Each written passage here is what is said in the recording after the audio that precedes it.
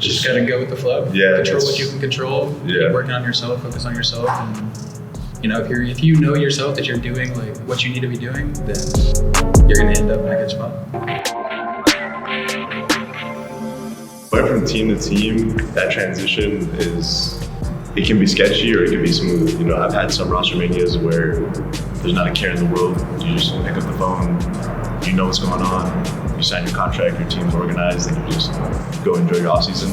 But I've also had other roster manias where it's just absolute pandemonium and everything's changing by the second. One day you thought you were going to be on this team, all of a sudden something happens there, now you're moving to a different city on a different team and playing with other players that you didn't expect to play with.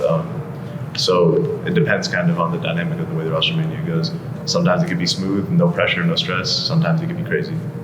Just gotta go with the flow. Yeah. Control what you can control. Yeah. Keep working on yourself. Focus on yourself. And if you know yourself that you're doing like what you need to be doing, then you're gonna end up in a good spot.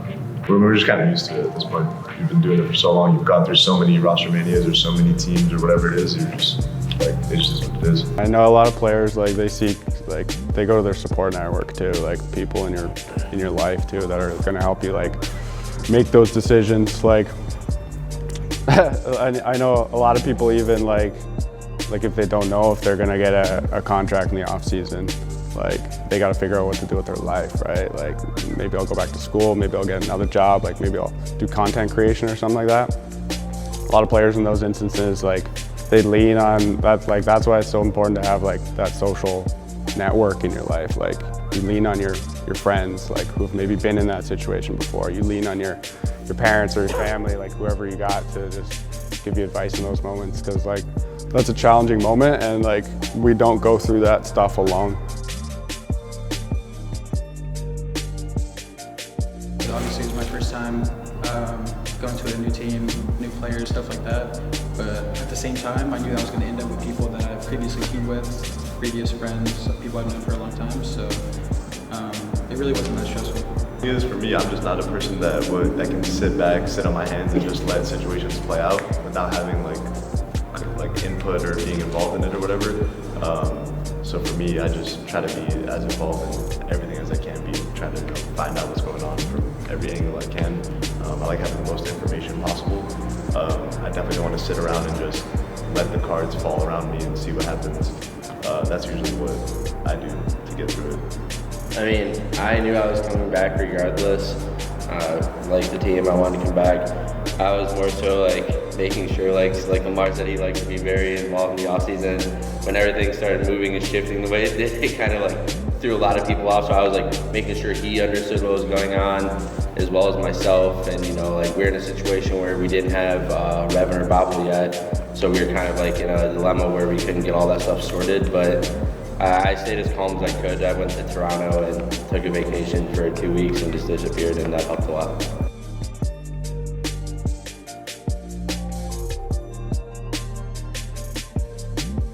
Man, it's obviously, it can be a little tired and stuff like that, because obviously you get exhausted playing scrims all the time. You just gotta try to find that time and just turn the stream on and just play a bit. I mean, I kind of enjoy doing it in a way, but definitely gets, there's days where I'm obviously very tired and I just, can't find time for everything. But I try to find as much time as I can to, get the content out, because I know how important it is. So for me, it's just more about, trying to set myself up and make the best I can. For me personally, I'm okay with doing any content during the weekend, except on game day. I definitely don't want to be bothered. I'll do it on game day if I have to, but besides that, I'm okay with whatever. But on game day, I'm definitely a little more leave me alone. You know what I mean? Yeah, I agree with that for sure. But I mean, before I got into the league and I was watching the CWL and watching certain content pieces 0 to 100, for example, that's I envision myself in content pieces like that. So this is what I signed up for. As much as I really don't like being on camera too much, gotta do it.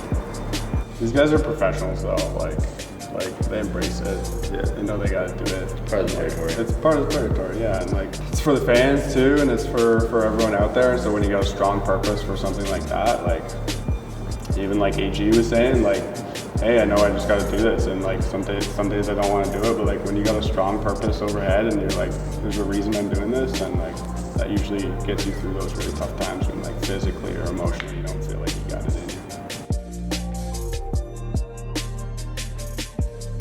I mean, I don't think it's difficult.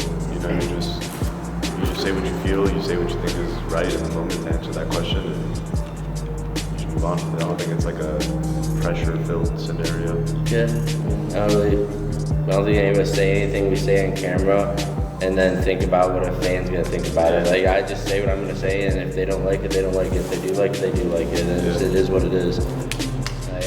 We're not here to appease a lot of people. We're just here to do our thing with each other, win, be a good team, that's really it.